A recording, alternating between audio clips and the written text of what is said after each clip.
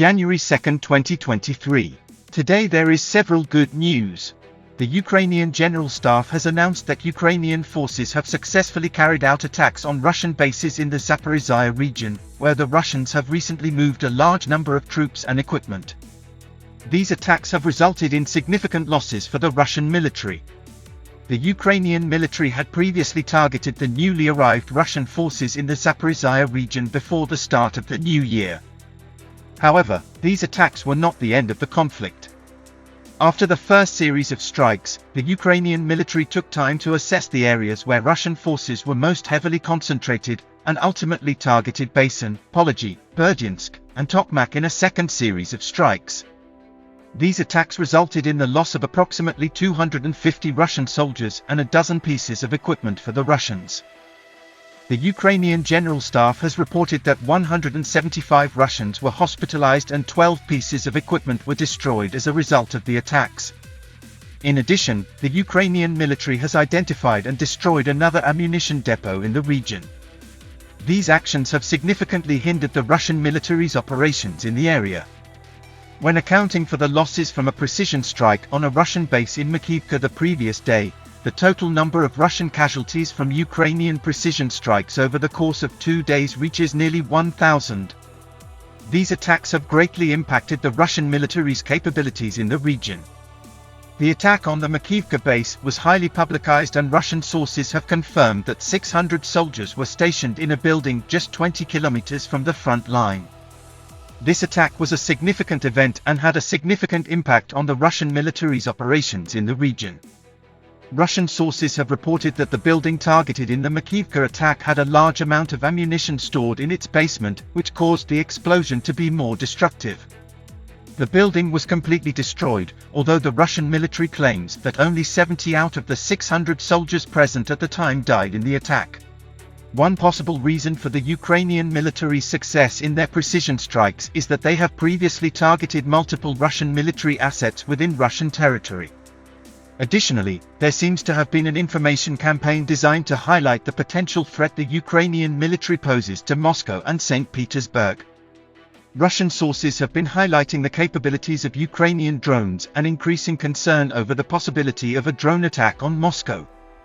In response, the Russians have moved air defense systems closer to the capital and deployed 2,000 people specifically to protect against this threat, potentially compromising the safety of their military assets along the front line. There have been positive developments in the Bakhmut area, specifically in the southern part of the city.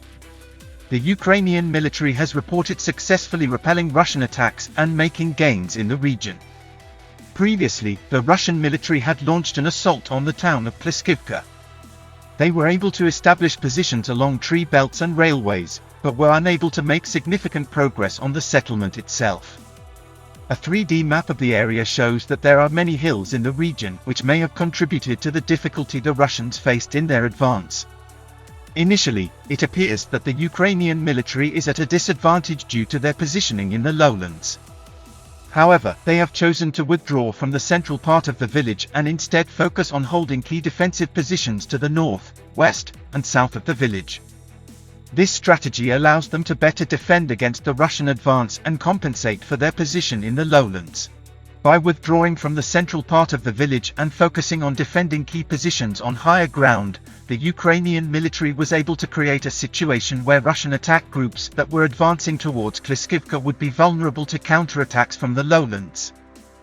In the northern defense positions, the Russians have been unable to cross the railways and their attacks have been unsuccessful. However, the situation is different in the southern defense position, where the canal provides cover for the Russian flanks and allows them to advance along the tree belts from Kurdyamivka and Andriivka. The Ukrainian military has had to contend with more successful attacks in this area. The Russian military had been gradually increasing their control over the region until the Ukrainian military launched a counterattack.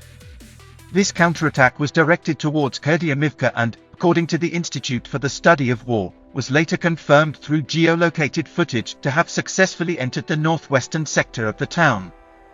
This was a significant gain for the Ukrainian military.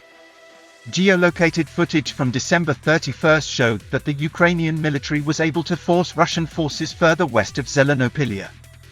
This allowed the Ukrainians to gain access to the eastern side of the canal and put pressure on Russian forces attacking Klishchivka from the south. The Russian forces were forced to retreat or risk being caught in a vulnerable position.